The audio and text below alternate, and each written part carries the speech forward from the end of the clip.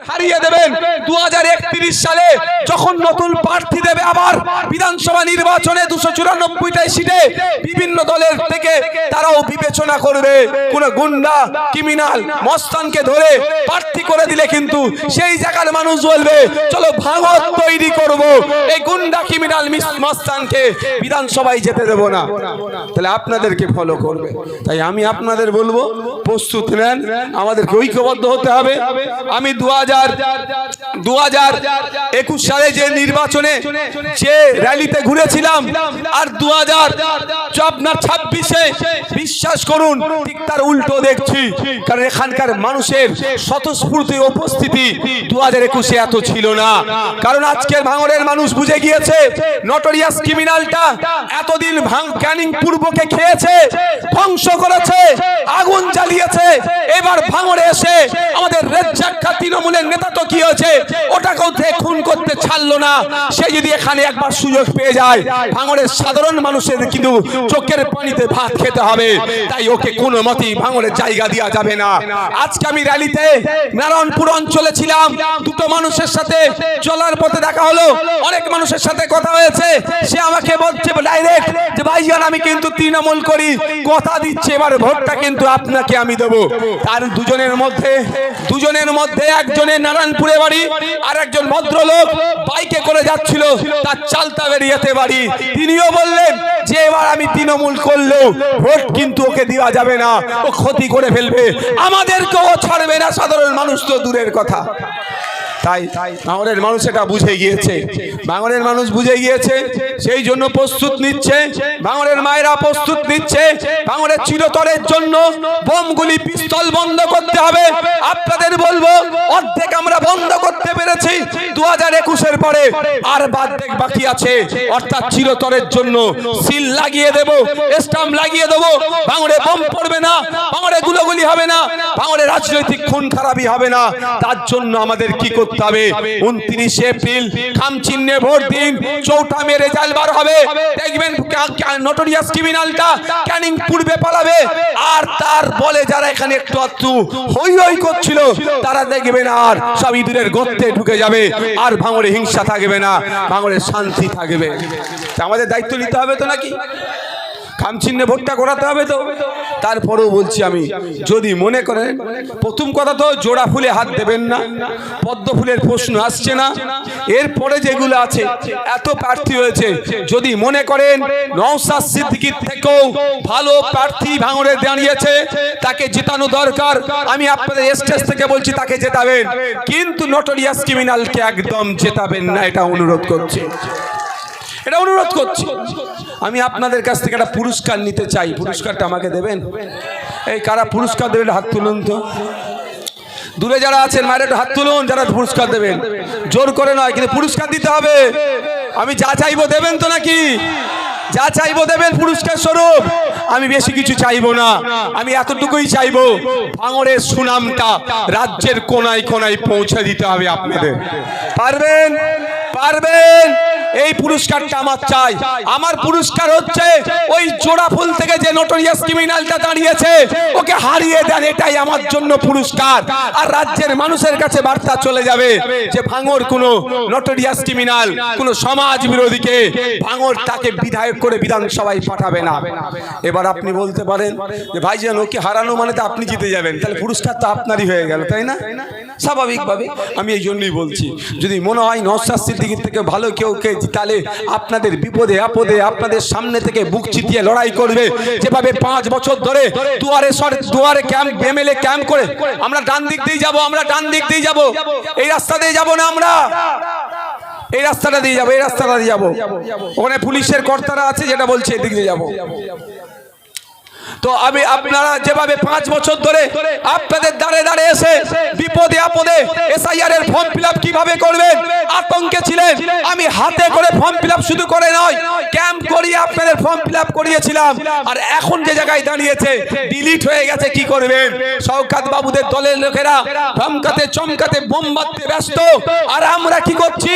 নওশাদ সিদ্দিকী একদিকে পার্টির প্রোগ্রাম করে যাচ্ছে, উল্টো দিকে উকিল পাঠিয়ে যাদের ভোটার ডিলিট হয়ে গেছে তারা না আতঙ্কে থাকে, তাদের ভোটার ফিরিয়ে নিয়ে আসবো কি করে, ট্রাইব্যুনালে কিভাবে অভিযোগ করতে হবে, ট্রাইব্যুনালে কিভাবে মামলা করতে হবে, তার জন্য উকিল পাঠিয়ে আপনাদের এই সমস্যা সমাধানের চেষ্টা করছি। শুধু তাই নয়, এটা বলে যায় আগামী দিনে ট্রাইব্যুনালের জন্য যত উকিল লাগবে, এই নওশাদ সিদ্দিকী প্রথম দিনে কথা দিয়েছিল একজন কেন, যদি 1000 লোকের উকিল লাগে, এই নওশাদ সিদ্দিকী আপনাদেরকে 1000 লোকের উকিল বিনা মূল্যে প্রোভাইড করবে। বলেছিলাম এখন উকিলের দিয়ে ট্রাইব্যুনালে অ্যাপ্লাই করছেন, ট্রাই করছেন, আমাদের মাধ্যমে 1 টাকা কারো লেগেছে? যা কথা দিয়েছিলাম বাস্তবে মিলছে তো? কিন্তু আমার প্রশ্ন এখানে 1-2টো প্রশ্ন। তো যদি মনে করেন যে নওশাদ সিদ্দিকীকে আমাদের লাগবে, আগামী দিনে আমরা বিপদে আপদে পড়লে মাদ্রাসা, মসজিদ, ঈদগাহ, কবরস্থানের জায়গা কেড়ে নিতে চাইছে, অন্য কোন বিধায়ক আমাদের হয়ে কথা বলেনি, সব মুখে লিকোপ্লাস্ট লাগিয়ে আছে। ওই সময় নওশাদ সিদ্দিকী সুপ্রিম কোর্টে গিয়ে মামলা করে আপনার দাদুর কবর, বাপের কবর, নানার কবর, নানির কবর, ঈদগাহ, কবরস্থানটা এখনো সুরক্ষিত রেখেছে। তাই নওশাদ সিদ্দিকীকে আমাদেরই লাগবে। আগামী দিনে যদি কোনো কৌশল করে আমাদের উপরে কোনো অত্যাচার না হয়, তাহলে নওশাদ সিদ্দিকী বিগত দিনের নাই বুক চিতিয়ে সামনে দাঁড়াবে। যদি এটা মনে করেন যে আমাদের প্রতিনিধি হিসাবে নওশাদ সিদ্দিকী ভাইজান চায়, তাহলে 29 এপ্রিল খাম চিহ্নে ভোট দিয়ে আমাকে জিতিয়ে আবার বিধানসভার মধ্যে পাঠাবেন। আর যদি মনে করেন যে নওশাদ ভাইজানের থেকেও ভালো কোনো প্রার্থী আছে, তাহলে আপনাদের বলবো তাকে বিপুল ভোটে জয়যুক্ত করে বিধানসভার মধ্যে পাঠান। কিন্তু এই নটোরিয়াস ক্রিমিনালকে পাঠাবেন না।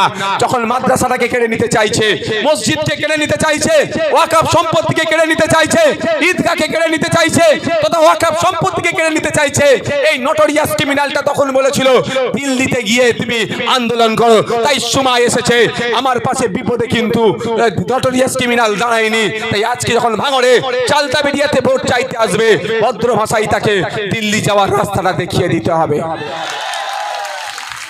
শুধু তাই নয়, আপনি দলিত, আপনি আদিবাসী, আপনার অধিকার কেড়ে নিচ্ছে রাজ্য সরকার, কোনো কথা বলার নেই কেউ। 18 জনের মতো আদিবাসীদের বিধায়ক আছে, 68 জনের মতো দলিত সমাজ থেকে বিধায়ক আছে, কেউ ফেক এসটি সার্টিফিকেটের বিরুদ্ধে কথা বলে না। এই নওশাদ সিদ্দিকী তার বিরুদ্ধে কথা বলছে। যদি মনে হয় আগামী দিনে দলিত, আদিবাসী, হিন্দু, মুসলমান, কৃষক, ছাত্র, যুবক থেকে শুরু করে নারী পুরুষ নির্বিশেষে, সরকারি কর্মচারী, প্যারা টিচার থেকে সিভিক ভলেন্টিয়ার, প্রত্যেকটা মানুষের অধিকারের জন্য যেভাবে বিগত 5 বছর বিধানসভার মধ্যে, বিধানসভার বাইরে মানুষের জন্য লড়াই করে গিয়েছে ভাঙড়ের বিধায়ক, আগামী 5 বছরে লড়াই করা দরকার। আর দরকার তাহলে বলবো আসুন আমার হাতকে শক্ত করুন, কারোর প্ররোচনায় পা দেওয়ার দরকার নাই। বিরিয়ানির প্যাকেট 500 টাকা, শাড়ি উপহার দিলেও গ্রহণ করবে, ছাড়বেন না। কিন্তু ভোটটা সকাল সকাল গিয়ে খাম চিহ্নে দেবেন, কারোর প্ররোচনায় পা দেবেন না। এখন আপনাদের এলাকায় একটা বড় নেতা ছিল, খুঁজে পাওয়া যাচ্ছে না মার্কেটে, বুঝতে পারছেন? বুঝতে পারছেন? এই ধরনের নেতাদেরকে দিয়ে নিয়ে সব কাজ করায়। আচ্ছা, 2021 থেকে 23 ভাঙড়ে খুনোখুনি হয়েছে, কেউ বলতে পারবেন? 23-এ যেই সরকার সাহেব দায়িত্ব পেল, সেই খুনোখুনি শুরু হয়ে গেল। তাহলে এদেরকে খুনি বানালোটা কে? কে খুনি বানিয়েছে? ভাঙড়ের তৃণমূলের নেতাদেরকে খুনি বানালো কে? তাই ভাঙড়ের তৃণমূলের নেতাদের বলবে একটু বুঝুন, বুঝার যদি আপনার বিবেক বোধ থাকে, নিজের ঠান্ডা মাথায় চিন্তা করুন।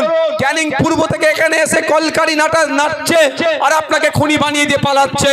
তাই সময় এসেছে ওই সমাজ বিরোধীকে, আমরা কে তৃণমূল, কে সিপিএম, কে আইএসএফ, কে কংগ্রেস, কে বিজেপি দেখার দরকার নাই। ভাঙড় থেকে বিতাড়িত করব, তারপরে যে যার রাজনৈতিক পরিচয় ফিরে যাব। আমরা শান্তির সাথে, সৌজন্যতার সাথে, ঐক্যের সাথে, সম্প্রীতির সাথে আমরা রাজনীতি করব। যার যাকে ভালো লাগে ভোট দিয়ে জিতাবে। কিন্তু এখন আমাদের প্রত্যেকের অপরিহার্য হয়ে গিয়েছে যে নটোরিয়াস ক্রিমিনালটাকে ভাঙড়ের জায়গা দেওয়া যাবে না। কারণ ওখানে জায়গা দিয়েছে, তার রেকর্ড বলছে, যেমন সে বিরোধী দলের নেতাদেরকে খুন করেছে, বিরোধী দলের কর্মীদেরকে খুন করার অভিযোগ তার নামে আছে, একইভাবে শাসক তার দলের পঞ্চায়েতের লেভেলের নেতাকে, পঞ্চায়েতের সভাপতিকে খুন করছে যারা তার ঘনিষ্ঠ বলে এই অভিযোগ আছে। তাই সুতরাং ওকে যদি এখানে সুযোগ দেয়া হয়, এখানকার মানুষ মাটিকে জ্বালিয়ে ফেলবে, এখানকার মায়েদেরকে চোখের পানিতে ভাত খাওয়াবে, এখানকার বোনেদেরকে স্বামী হারা করাবে। সে তৃণমূলের হতে পারে, বিরোধী দলেরও হতে পারে। এটা ভাববেন না মাইকের আওয়াজ যাচ্ছে যা করবে আইএসএফ এর করবে, অতটা সহজ নয়। আইএসএফও কিন্তু 5 বছর জেল কেটে মার খেয়ে পুলিশের তাড়াকে রাজনীতিটা একটু হলেও বুঝতে শিখেছে। কিভাবে গণতান্ত্রিক প্রক্রিয়ায় জবাব দিতে হয় আইএসএফ ভালো করে জানে। কি হবে মধ্যখানে তৃণমূলের লোককে ওরাই খুন করে আইএসএফ এর নামে চাপানোর চেষ্টা করবে। সুতরাং তৃণমূল বেশি ক্ষতিগ্রস্ত হয়ে যাবে। তাই তৃণমূল যারা করেন মাইকের আওয়াজ যাচ্ছে যে মিডিয়ার মাধ্যমে জানতে পারেন, তাদেরকেও বলবো এই নির্বাচনে একটা ফুলও একটা ভোটও জোড়া ফুলে দেবেন না, অনুরোধ করছি। জোড়া ফুলে আপনি আপনার ভোটটা দিলে আপনার বিপদ আপনি নিজেই ডেকে আনবেন, সেই খাল কেটে কুমির আনা টাইপের হয়ে যাবে। তাই অনুরোধ করছি ওই নটোরিয়াস ক্রিমিনালটাকে এখান থেকে বিদায় দিন। দেখবেন যে যার মতো রাজনীতি করার সেই পরিসর পাবেন। আমরা বিরোধী শক্তিকে আটকাবার পক্ষে নয়। আমরা এতটুকু বিশ্বাস করি গণতন্ত্রের বিরোধীদের যত শক্তিশালী থাকবে গণতন্ত্রটা ততটাই সুরক্ষিত থাকবে। বন্ধুগণ, আমি বক্তব্য দীর্ঘায়িত করব না, সময়ও স্বল্প। আমি শুধু আপনাদের কাছে আমি একটা সার্টিফিকেট নিতে চাই। 5 বছর ধরে আমি আপনাদের সাথে 1 টাকার বেইমানি করেছি, এটা আওয়াজ দিয়ে বলবেন। 1 টাকার তোলাবাজি করেছি, 1 টাকার